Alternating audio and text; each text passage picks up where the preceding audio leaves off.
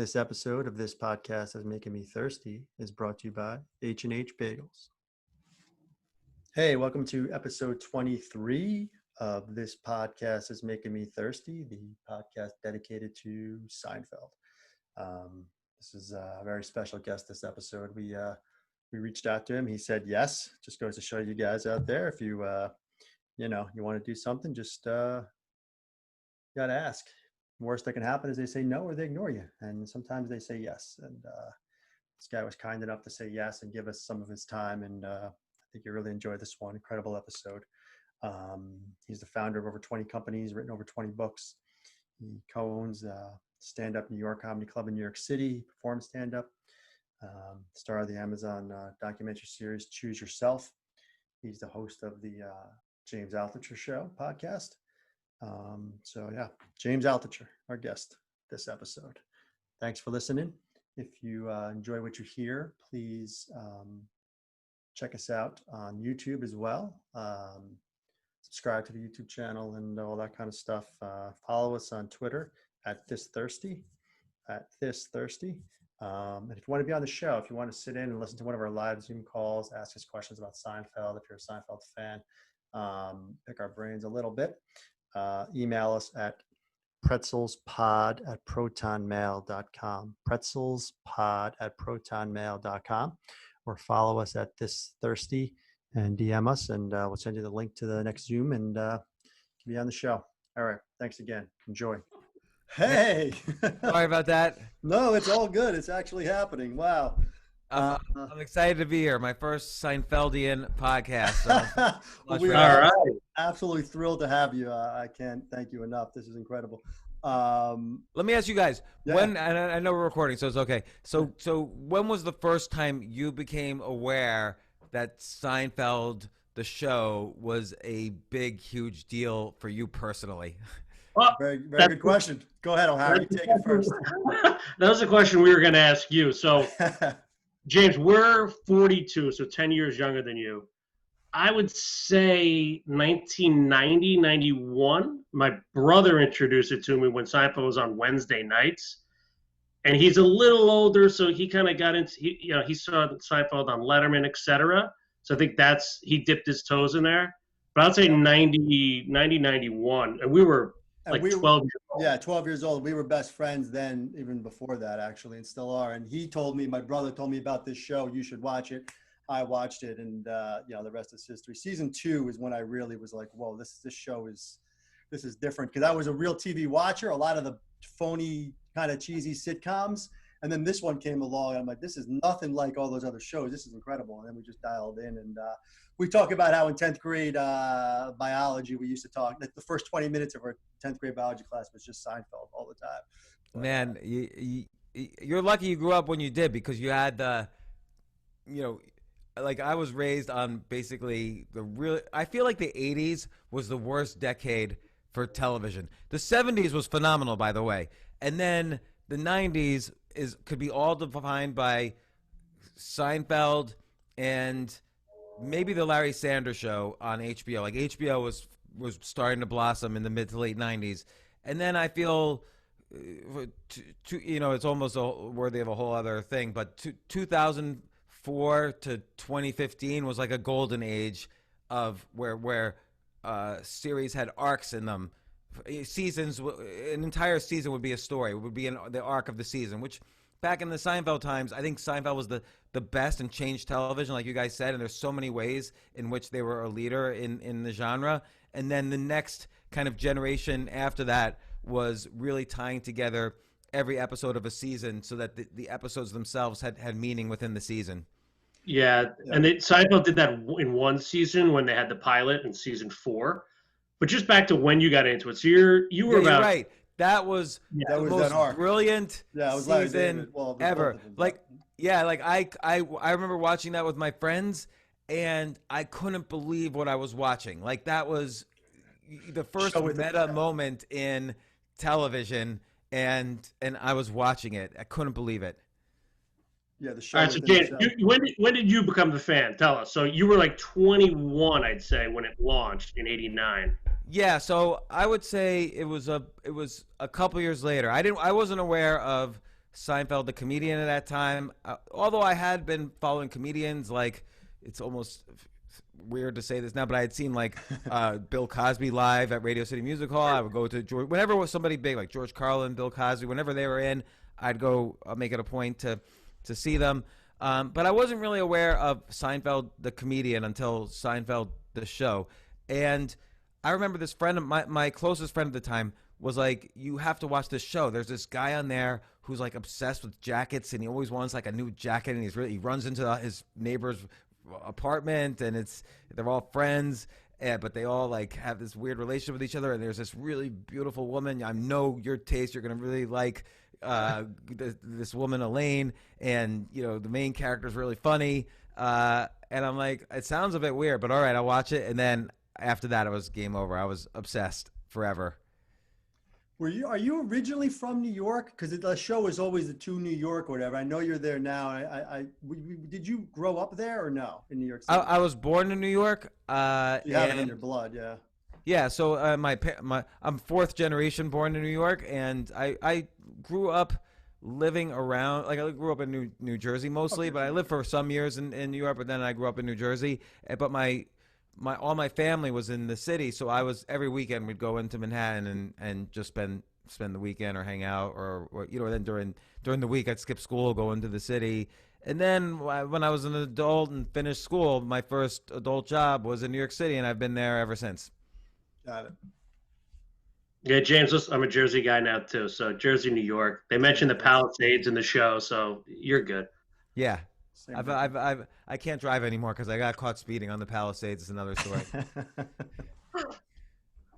So you are a fan of the show. That was kind of our first question, because this show is dedicated to Seinfeld, obviously, but then, your tie-in from, Cohen and the Comedy Club, and we'll get into the newspaper articles that went back and forth. We don't need to, if you want to, we can, but sure. Anything you want to go. Yeah, we were going to try and stick to the show more.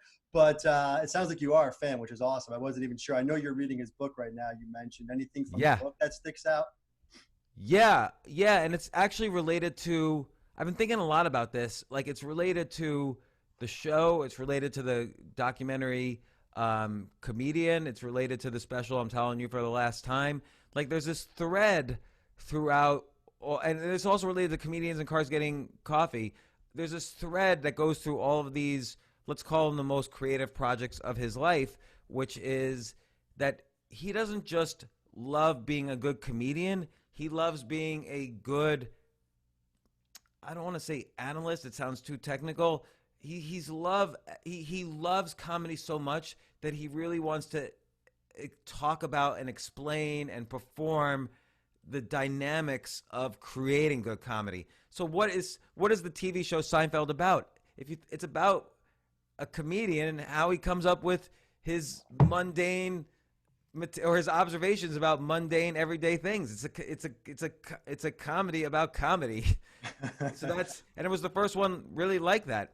And now that's become a genre. And then there's other things he's done, that made Seinfeld great, but let's just stick with this one thread. Then of course the documentary Comedian is when, after he stops the TV show and he wants to get back into comedy, and it kind of documents the process of how do you become a comedian again. And he goes to all the clubs, and you see him hanging out with Chris Rock, Colin Quinn, that other guy, I forget his name, that everybody forgets that guy's name, but he's not so bad. And but he's again documenting the process of how does a comedian do this, even if they're world famous, because it doesn't change. And then Comedians and Cars Getting Coffee, it's all about how other people do it. And, I'm telling you for the last time, this is a special that he did. Yep. It's all about him burying his old material and coming up with new material, which kind of enlightens the casual listener into this whole world of the constant comedic debate. Do you write new material? Do you use your old material and master it? Like, this is a constant back and forth for a comedian. And finally, this book, we assume he's telling the truth that he's documenting every joke, but you see every joke he's worked on since the 1970s. And, some people in the reviews are disappointed because it's not as autobiographical as they thought. But this is an outline of genius, this book. It's how he developed as a comedian. You could see how his voice developed, how his writing developed, in the different directions it developed, how he repurposed content for episodes of the show, or his children's book about Halloween was originally a joke. I realize that now reading the book. And then also, I've seen him live, lately, like in the past year, and you see how he's gotten, some of these jokes are intended to be more physical humor than, his old style was, and it's not that these are subtle differences in style, but his old style was, what's the deal with blah, blah, blah. But now his new style is a little bit more almost smart, like where he's not questioning what's the deal with. He's sort of saying like, if you're passing a billboard with the no drinking sign, is this really where you want to put that billboard? Like he's smarter now. He's a little bit more, not quite arrogant with the audience, but a little bit more from a point of wisdom and knowledge, and kind of making fun of things, as opposed to making fun of things from the point of view of a questioner, a young, curious questioner. So, and his humor now is much more physical. So it's interesting to read the book knowing those things about his live performances.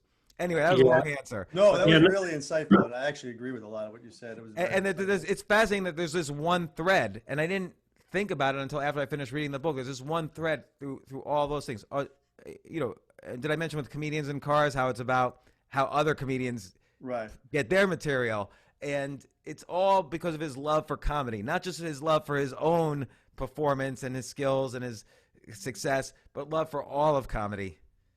And James, he got a little lucky, let's be honest, right? I mean, he came around at the right time, because I watched a podcast, you talk about offensive comedy, right? Like today, would Seinfeld work, right? With Jerry drugging his girlfriend to play toys, the homophobic stuff, the cleavage with the 15-year-old, the Chinese woman, I can go on and on, right? Like, they gave him a shot, and now, to your point, he's thought of as a genius. Similar to like a sports star that's just put in the right situation, right? Like a Derek Jeter just happened to flourish with the Yankees.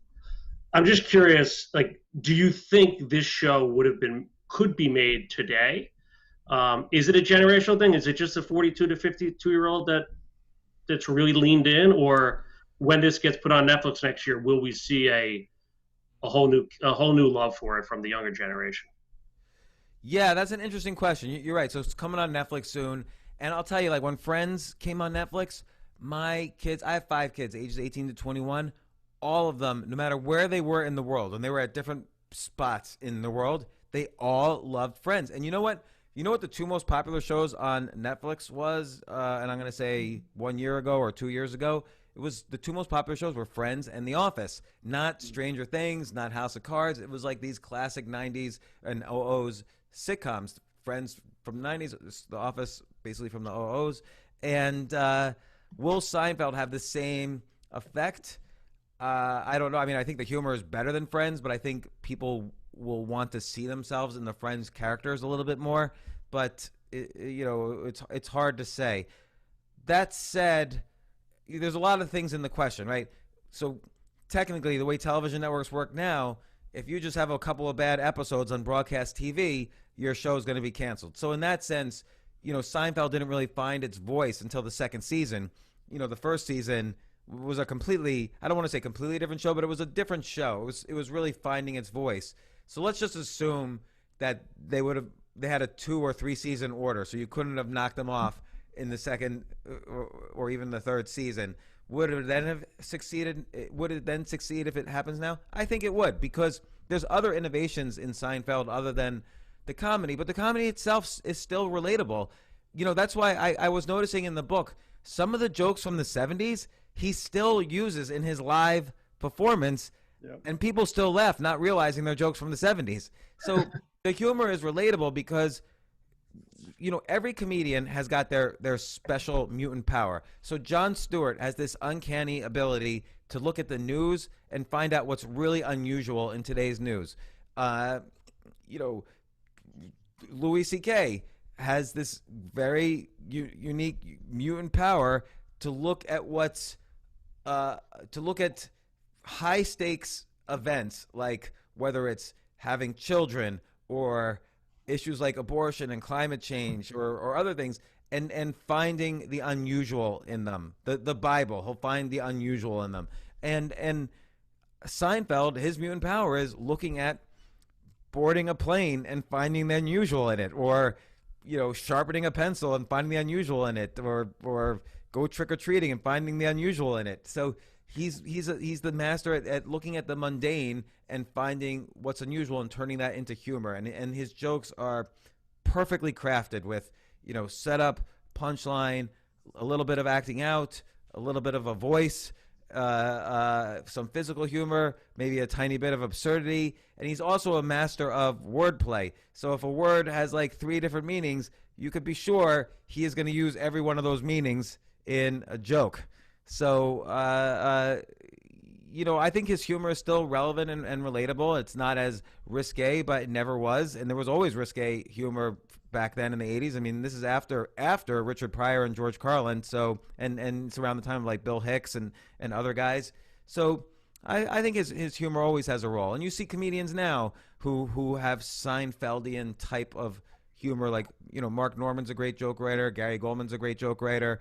Gary Goldman deals with the bigger issues of depression, but before this most recent special, The Great Depression, he is a lot more about how did the states get their abbreviations, or here's the hierarchy of cookies. So it had a little bit more of a Seinfeld flavor, as well as like really well written the way Seinfeld does. Yeah, we're trying to get Mark Norman on, by the way, so maybe you could put in a good word for us. I've been reaching out to him. I don't know if he'll take a good word from me. Oh no, I know you mentioned you were talking about Jerry and how he, likes, especially with comedian stars, getting coffee about the kind of how they get a joke and break it down, and how he's very analytical. I'm getting that from you as well, just from watching your Amazon show and just knowing your background. I mean, you're a coder, you do chess. I mean, and now you're doing stand-up comedy. Do you approach stand-up comedy the way you approach those other things like computer programming and chess? Is it analytical for you as far as breaking a joke down and structuring it, or are you just, giving us your observation? What is your stand-up comedy sort of, I guess? Yeah, the method to, not the method to my madness, but just the method to madness in general, because deciding to make stand-up comedy a skill that you're good at has to be one of the most insane things someone can do in their life. There's zero chance to success. Like, there's not going to be another Seinfeld, for instance. There's zero chance to massive success compared with other things you could be doing with your time.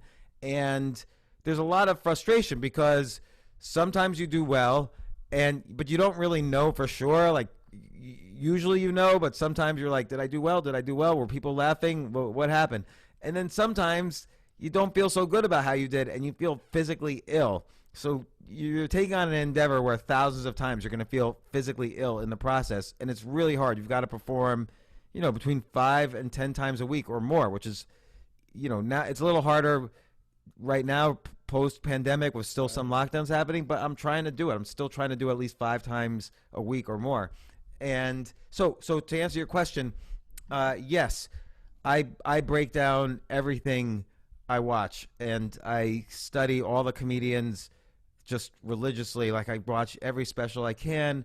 I break down what's the difference between this guy and this guy. What are they doing with their voice? What are they doing with their body? What are they doing with their eyes? How are they acting out? What's their relationship to their comedy and absurdity?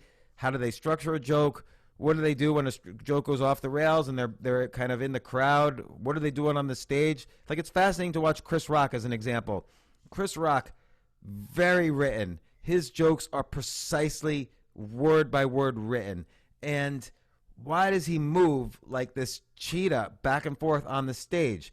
Well, the reason is because every time you blink, he's in a different spot. So you have to keep your eyes open and focus on him as much as you possibly can, or else you'll lose where he is. So everything he does has a reason. All these great comedians, everything they do has a reason. Also, Chris Rock, how does he build up material? He starts with nothing. He goes to the Stress Factory in New Brunswick at the beginning of the year, and he just reads in a monotone off of a pad. And if any joke has any laughter at all, he knows, okay, this one, just the words alone, without any acting out, without any voice inflection, he can run with. and he starts building from there until he has a special in hand. So yeah, so every comedian out there, from the most famous to the least famous, I try to get my hands on their stuff and analyze it, and then feel what fits in, what feels right for me, or I play around writing in their voice or performing in their voice, not their jokes, but performing in their voice, so I could practice the different styles. And I get very analytical. I remember I didn't even think I was so analytical, but I remember I was having breakfast with one comedian, and I was breaking down his comedy for him. Like, I noticed this. And he's like, whoa, I've never even looked at my comedy that way, but yeah, you got it exactly right. That's what I do. And he's like, have you always been so analytical? And that is how I one more thing on that. I kind of view every skill as not really the skill, but as a meta skill. So there's no such skill, for instance, as business. Nobody is good at business. What they're good, but they might be good at micro skills like sales, negotiation, marketing, execution, management, leadership, selling a company, which is different than sales, motivation, coming up, being creative, coming up with ideas, project management and follow through. All of these are different skills, and there's several more. And together, this business is the basket of those skills. Comedy, there's no such skill as comedy. There's having a sense of humor. There's likability. There's writing. There's acting out. There's stage work, crowd work, mic work, and on and on. So there's multiple skills that make up comedy, and I always try to piece together for each comedian which skills they're using. So if you just see someone, if I go to a comedy show and I just see and I've been to thousands of comedy shows now, if I just see someone standing up and telling good jokes and the crowd's laughing, I could see they're a good writer, but maybe they're not doing the right amount of, act outs or voices or crowd work. And not that they have to, but I'm always curious what would happen if they expanded these other skills, or maybe does this suggest they should just focus on the writing and do something else? Yeah, and James, translating stand-up comedy into a sitcom is a really hard thing to do, as we've seen a lot of people fail there. And it's funny you mentioned Chris Rock. Chris Rock was actually a finalist to be George. I still can't believe that, or picture it. I'm curious to what your take on that is. But I did not know that. Yeah. How did I not know that? Yeah, you said you always want to learn something on a podcast. There you go. There you go. So I mean, you must have read Seinfeldia or Seinfeldlandia. Like, I figure a fact like that would have been mentioned in one of these books about the show. Yeah, exactly. So back to the show. Speaking of the characters, and since you like to get analytical, like, of the characters, who do you relate to the most? Like, who do you think that I don't know, say act like, but not most admire, but most relate to of the four, or if you want, a secondary character as well? It's interesting because I think we're all of those characters, but just in different contexts in our life. And I think that was part of the beauty of the show. Like, think about Elaine and George for a second. We've all been in those situations at a job with a boss where we're feeling a little intimidated by the boss, and so we kiss up in various ways that aren't really authentic to who we really are. And that's what Elaine and George would do. And then usually something clumsy would happen along the way when you're not your authentic self, and bad things would happen. Hilarity ensues, as they say. So in the context of working at a job, I feel like Elaine or George, or in the context sometimes of going to a party and doing something embarrassing, I feel like a George. That happens 100% of the time I go to parties. There's a George or Larry David-like moment. And in relationships, there's a lot of stuff with all of them. But Kramer is probably the one least I relate to, except for the fact that we all have weird interests at times, and Kramer is really great at having a sudden, obscure interest and pursuing it as far as possible, as quickly as possible. So, for instance, right now, I am in the process of filing to run for president of the United States in 2024 with the Federal Election Commission. Breaking news. Breaking news. But just as not as anything. Like, I just want to understand the process of how to do it. I'm not really going to do anything with it, as I tell my wife repeatedly, because she's very against it. But, it seems like the sort of thing like a Kramer would do. Like, Jerry, I just filed for president. I'm President Kramer. And it just seems like something he would and then the next show, you'll never hear about that again. And then I think Jerry, I relate to when I'm with a group of my friends and I'm confident and I look down on something they did, but I'm not afraid to point it out in a funny way. Like, do you see what you just did? It's like almost reminds me of the Jason Bateman character in Arrested Development when he's hanging out with the David Cross character, if you're familiar with that show. Like, he's always pointing out, I think you should maybe record yourself talking and play it back occasionally. And these sort of like Seinfeld kind of things where he establishes a little status over friends in casual situations because he's able to notice unusual things that they're doing that they're not noticing. So he uses that, the character uses that to establish a little bit of status over them for the viewer. Sometimes they're not aware of it, but the viewer is aware of it. Yeah, it's funny. The Kramer comparison. I mean, you had that thing with writing down 10 ideas a day. That sounds like a Kramer type idea. He's always coming up with ideas and things like that. Yeah, I did pick up on that. And then right, and coming up with the 10 ideas a day. Yeah. Every now and then, I'm going to come up with an idea that, okay, let's just take the next 3 steps on this that I could do today. And so suddenly I'm doing some weird thing today. Like there was like a 6-month period, which just ended really in the past few days, where I decided, you know what, this lockdown means we never have to wear suits again. And then one step further, you never even have to wear uncomfortable outerwear again. And what's the most comfortable clothes on the planet? Pajamas, by definition, because you sleep in them. And so I only wore pajamas for 6 straight months, including when the lockdowns were unrestricting and I was going to restaurants, I was going on planes, I performed comedy just wearing my pajamas because I figured maybe this will give me more ideas for a business where I sell pajamas that look like outerwear but are super comfortable. I just want to see what it's like. And so that was a Kramer-esque experiment I did. Kramer idea. Experiments a lot more than the other characters. That is a great idea. Ensconced in velvet, it sounds like, the George. See, that's the thing. So how deep can you go on the show while we got you? And this is what we analyze every single episode of the show in our first 20 episodes of our podcast. Do you have like a favorite episode or favorite episodes or anything like that? Yeah, definitely the sequence where they were making a show about nothing on the show about nothing. Those were amazing. Those episodes maybe was the first TV that ever blew my mind. Like, this is like really smart, and this is art versus just a situation about a comedy. So I was really blown away by the meta aspect of when they were pitching their show about nothing. That was amazing. And then it's interesting later when you read about Seinfeld how it really connected with real life and so on. So those episodes blew me away.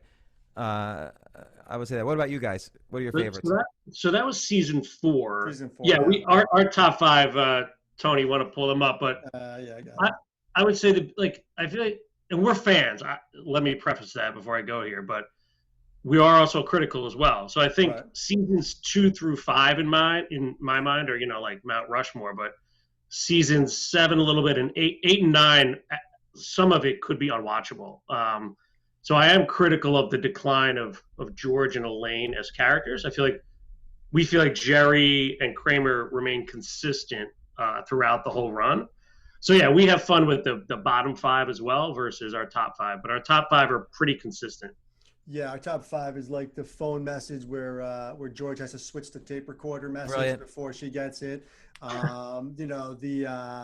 alternate side where George is parking the cars and the Woody Allen movie's going on, and a lot of stuff happens in that one. The contest obviously is up there. The marine biologist is up there. The marine biologist is one of mine.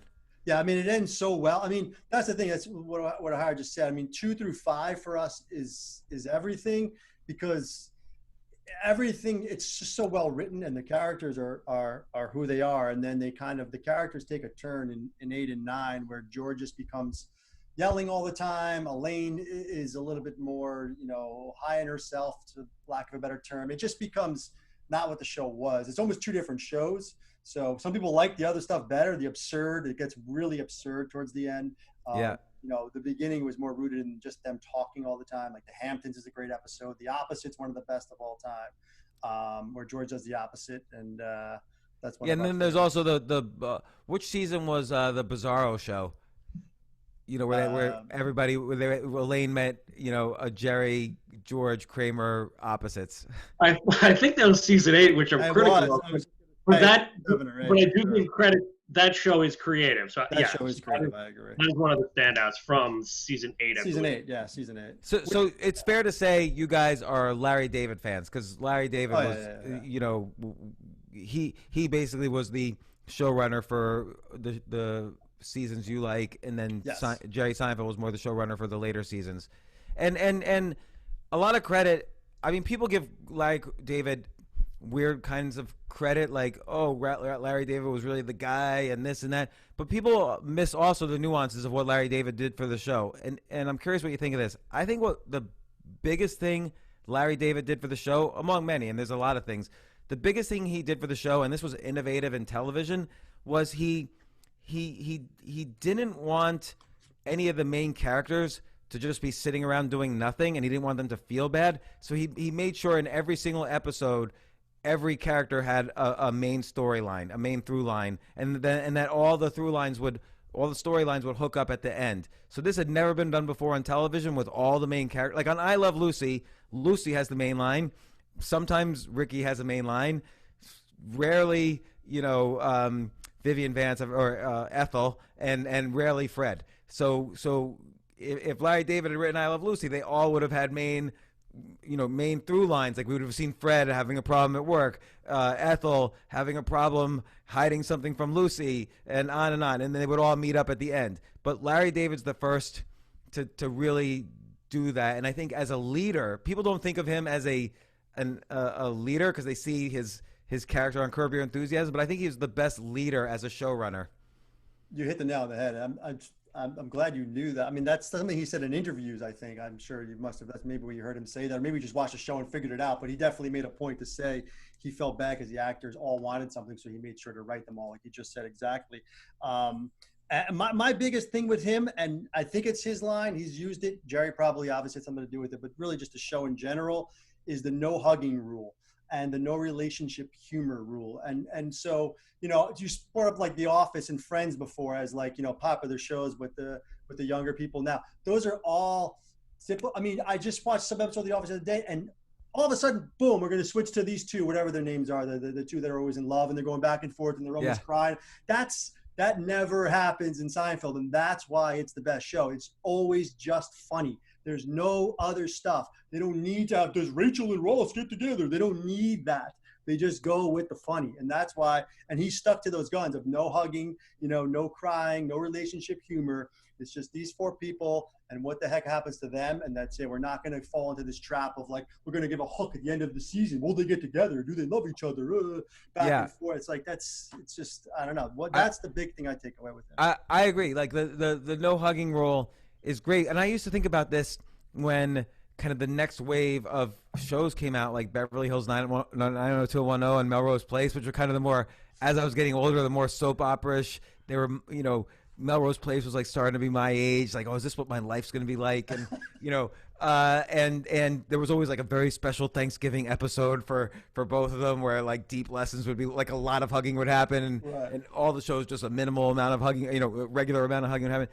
But if you think about it, the no hugging rule is sort of like stand-up comedy, because often the comedian on stage is playing the persona of a flawed character. Like, you know, this happened to me in my relationship and it's kind of messed up and blah, blah, blah. Like then they say it and it's funny. And so there's, you know, these flawed characters don't learn from their lessons. And I think you're right. That was a great insight of the show Seinfeld, that it's more like real life this way.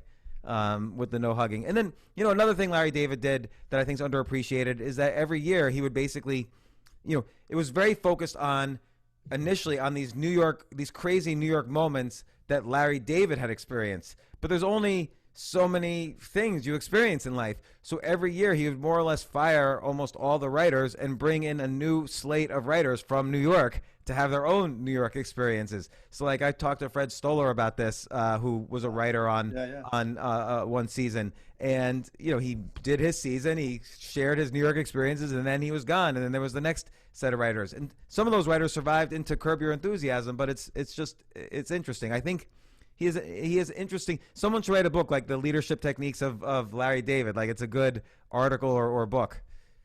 Yeah, and we go deeper into actually who directs the episodes, and when Larry David was paired with Tom Chirones, that's when the real magic happened. And the writing, not Larry Charles.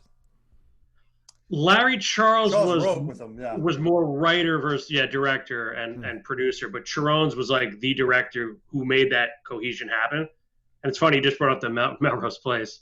I always think about the if you remember the Melrose Place episode where Seinfeld has the lie detector test if he watches Melrose or not. Always a fun one as well. Oh, I don't remember that one. Was that in the later seasons? Because I probably did watch less of the later seasons. I'm gonna say season 6. Okay.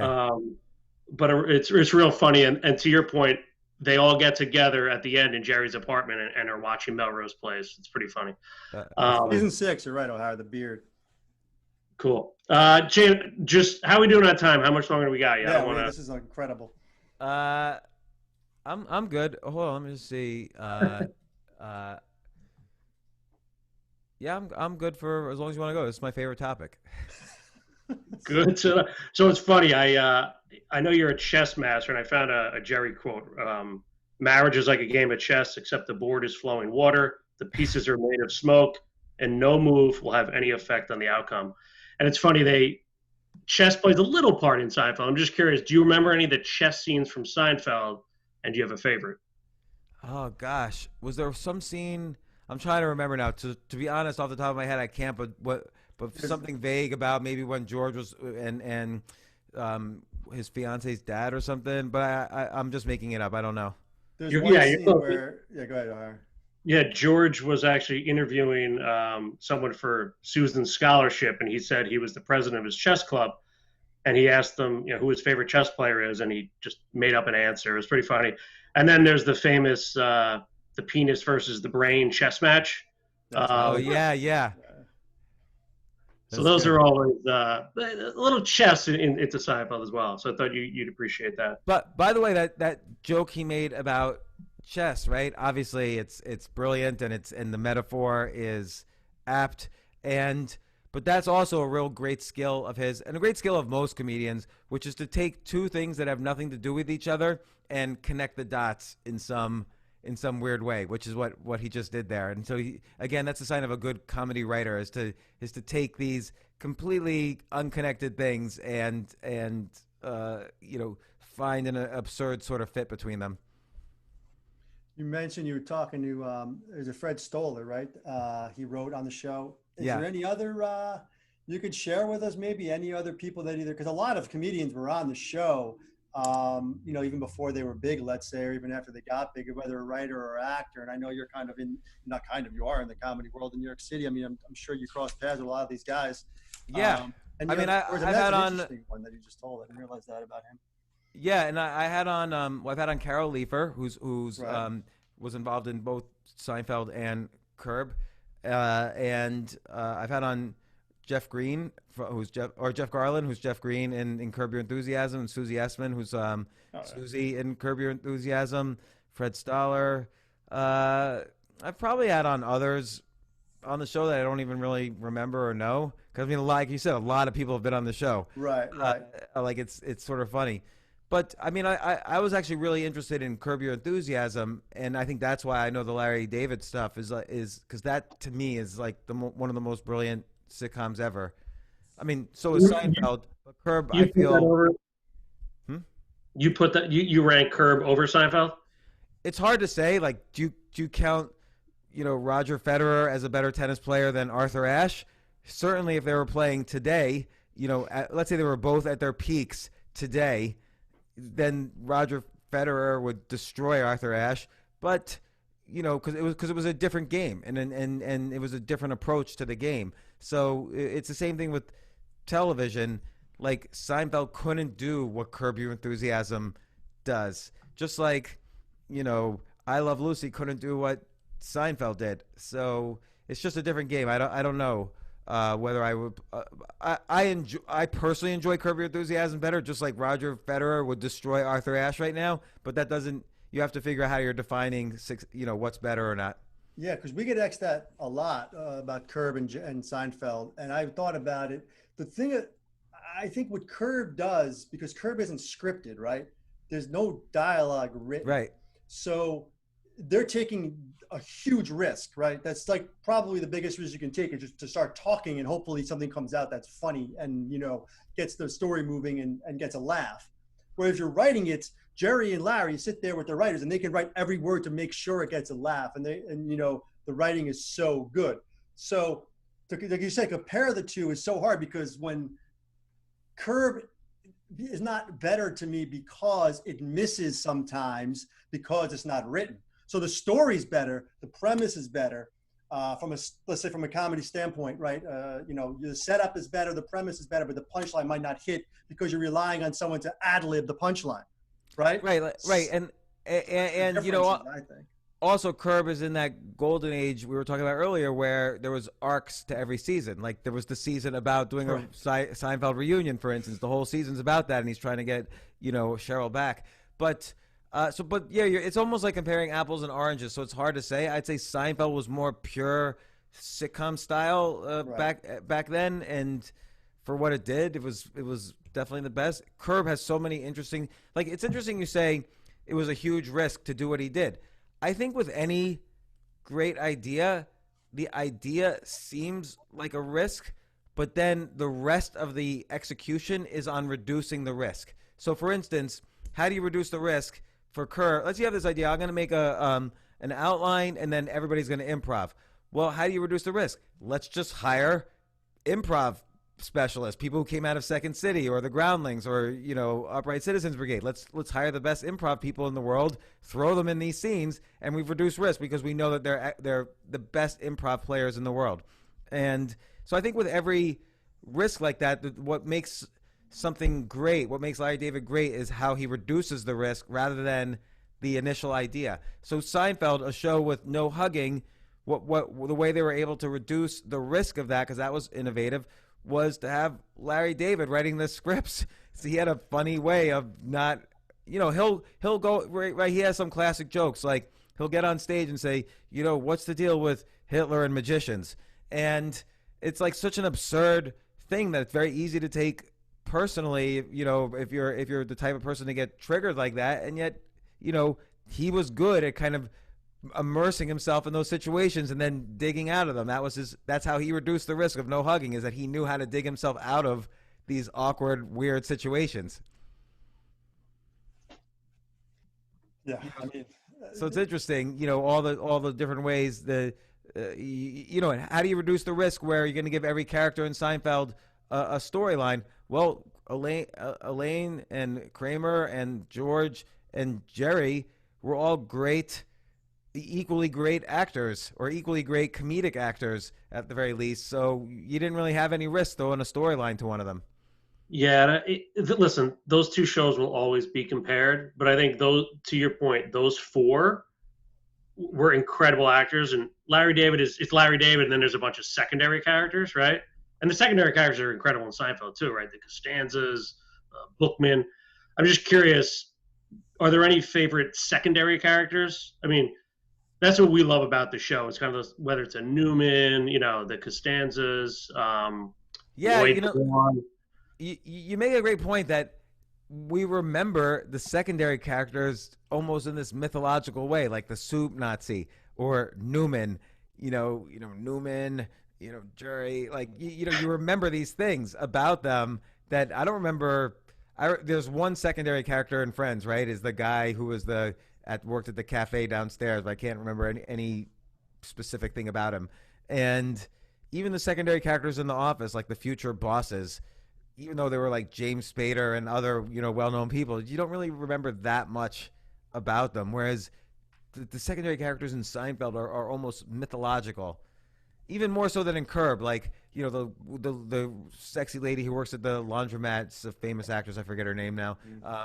I remember her, but there was nothing specific. She doesn't stand out like Newman in the soup Nazi, or the guy in the restaurant that Jerry's trying to help. I forget his name, but it's very Babu. Yeah, Babu. Yeah.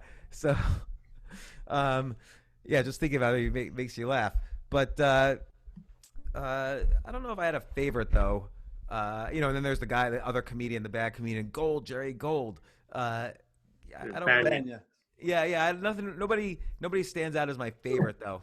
You know who's actually a character in Seinfeld? We kind of touched on this. Is New York City itself, right? So so many things happen in that are based on New York City. I mean, even my favorite episode, the alternate side is just Woody Allen shooting a movie there. They got to move the car and alternate side of the parking. The other one, the parking space where George and the guy are going to the same spot, and everyone outside on the street gets into it. Oh, he's right. That would happen in New York City, right? So New York City is a character. We got to kind of bring it up a little bit, the whole article and everything. I mean, Jerry, even in the first couple of seasons of Seinfeld, the city was in bad shape, and it was robbery, the subway episode. Jerry has a joke from the 70s in his book, and that he did about the going through the South Bronx and you scream at the flat part of the roller coaster. So he knows a city can be bad, right? And so the comeback that it's going to make, and I agree with him, there will be a comeback, but I also agree with you that what that comeback looks like is what no one's really talking about.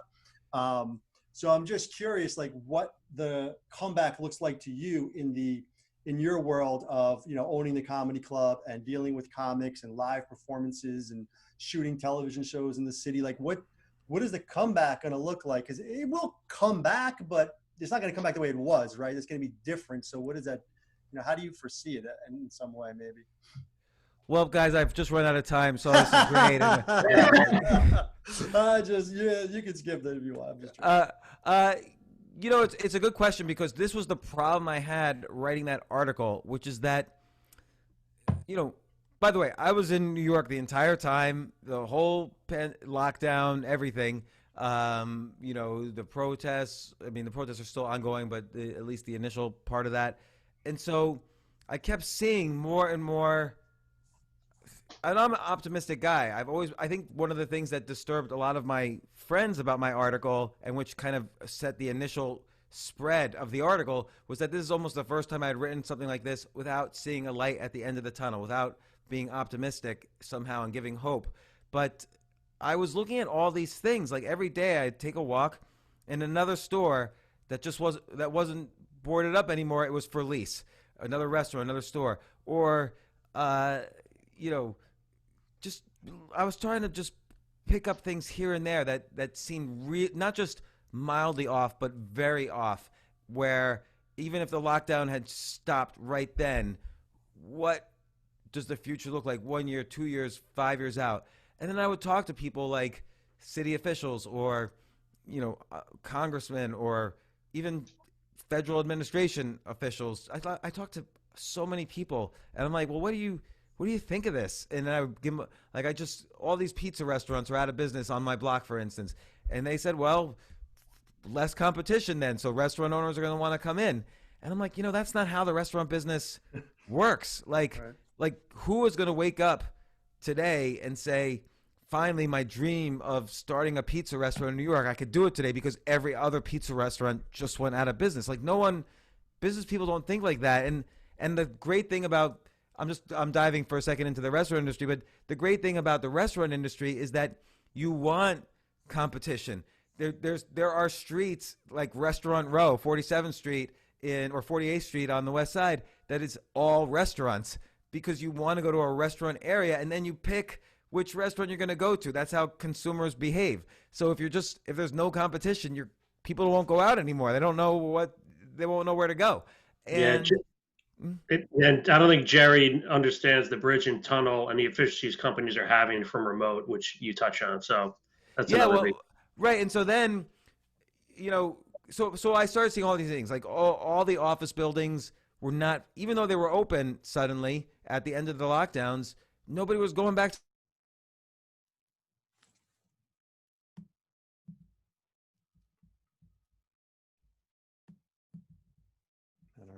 froze. But nobody was there. People had moved. They hadn't. All the U-Hauls had moved out. People were moving to Phoenix. They were moving to Miami. They were moving to Denver. They were moving to Austin. Like they were buying places in other places. And I said, "Why are you moving? What happens when this is over?" "Oh, my company told me to move. They're never coming back to the office." And so I'm like, "Okay, well, why is this happening?" And I remember talking to one of my editors for something I'm working on, and she was like, nobody needs to go back to the office. We're more productive doing this remote. It's a lot more fun. I'm spending time with my kids. I'm in the outdoors, and I see my friends here whenever I want, and I'm more productive. And so then I started looking at the statistics. Well, there's a lot of research, even before this pandemic and during this pandemic, about how much more productive people are when they work remote and how much money is being saved by big companies when they're remote. And, and so Seinfeld, in his article, I'll mention one thing he said. He specifically says, everybody hate. So he's talking about remote when he says this. Everybody hates this. Everybody, period, hates this. And he's referring to remote work. It's just not true. No. Every single study ever done, I looked at, not true. Stanford, Harvard, IBM did a study. Other companies did studies. 100% of the studies showed that anywhere from 60 to 90% of people love working remote. Like every studies of 20,000 people, significantly more than half love working remote. Okay, well, productivity. Don't you have to be in the office to be productive? No. Study after study, you're more productive working remote. Not at every business, but at a lot of, on average. This one study I'm thinking of, done at Harvard or whatever, 2,500 random workers, some remote, some not, more productive. The U.S. Patent Office did a study. Some patent examiners worked in the office, some worked at home. The ones working at home, something like 13% more effective. On and on and on. And so people like working remote. They're more productive working remote. Companies can reduce costs significantly. I mean, Manhattan rent's expensive, so you reduce extensive costs. And then there's this other unknown new factor, which is that they don't want somebody coming into work and getting coronavirus and suing them. So liability is an unknown issue, even as we're speaking. Nobody knows what the story is on the legal ramifications of non-remote work. And on top of that now, remote work is possible. It wasn't possible in the 70s. It wasn't possible in 2001. It wasn't possible in 2008. Remote bandwidth is 10 times faster than it was in 2008, 2009. So remote work for the first time is actually possible. It never was possible before. Then he's talking about grit. I was there in the 70s. I was in the World Trade Center. Everybody who's trashed me in the past 2.5 months, I was in the World Trade Center on 9/11. So fuck you. I lived right there. I rebuilt downtown, or was involved in it. I lived on Wall Street in 2008. So I saw it. Like, I've seen all the things everybody's referring to, and it was painful. I went broke during these periods. It was sucked. And this is different right now. It's just different. I'm not like, and I haven't been abandoning ship since I wrote the article. I've talked to different borough presidents who are running for mayor. I've talked to the Federal Reserve people about, do they ever bail out cities? Like, I just wanted to figure out the range of solutions. So all of this is to say, I appreciate Seinfeld's love for the city. I even wrote in a later article, we're on the same side. I love the city as well. I say that in the article. I don't want it to be dead. But I think this is not an expert. Nobody's an expert at this, but this was Seinfeld's first opinion piece in his life. Like, he had never organized his thoughts in a way that expresses an opinion. And you could tell, because the only thing he really does is what's called an ad hominem attack. Rather than answer the issues, he just insults me. And he's like, oh, this guy he's going to miss his Broadway shows. No, I hate Broadway. I will never, ever go to another Broadway show. I went to The Lion King to take my stupid kids to it, and I'm never going to go again. But what happens when Broadway is shut down until mid-next year? 1,000 restaurants close, 100 hotels close, another 200,000 people will go unemployed, another bunch of union members who are stagehands and so on and work in the Broadway ecosystem are out of work. Investors lose their money and then aren't encouraged to invest in future productions. Tourism goes down, which means billions in sales taxes away from New York.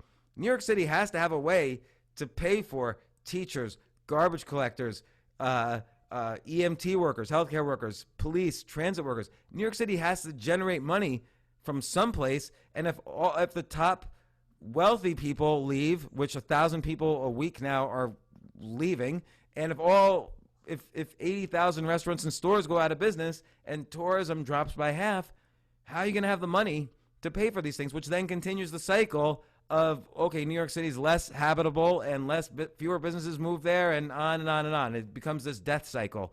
So I don't know. That's why I didn't necessarily have solutions. I felt everybody was in denial, which turned out I was correct in a very painful way.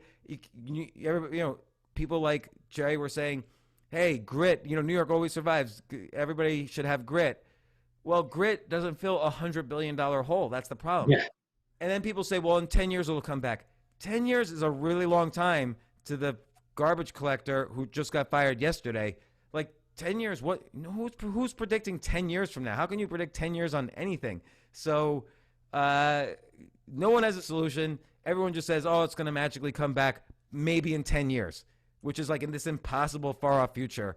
Like in 2010, would you have expected this pandemic 10 years later? No one could predict 10 years from now. Well said. Yeah, I agree with everything you said. I hope it comes back. I hope that, maybe shit hits the fan and everyone says, oh, rents will go down and there'll be this 70s style utopia again. It wasn't a utopia in the 70s. Exactly. I was repeatedly mugged in the 70s and it was not pleasant. And as a kid, I was mugged. And I don't know if rents go down enough. You tell, hey, I called someone the other day and I'm like, oh man, a one bedroom apartment just went from 3,000 to like 1,900 in the Village. And my friend was like, 1,900? Are you kidding me? I'm paying 800 for a 3-bedroom in Phoenix. Why would I do that? So, there's a disconnect between New Yorkers and reality right now, including me. That's why I wanted to write the article, to see if people were aware of what was happening. Need a plan B, exactly. James, we can't thank you enough for the time. Thank you, guys. I'll tweet this out and everything. Thank you so much. Good luck on your presidential run. Yeah, thank you so much. Hey, when this comes out, can we, after like a few weeks of this out, can I put it on my podcast and I'll promote your podcast? I'll say everybody should listen to Of course, yes. Yeah. Yes, thank you. All right, that'd be great. Thank you so much. I really appreciate it, James. Thanks, you guys. Thank you. Cheers, See you later. Right. Bye.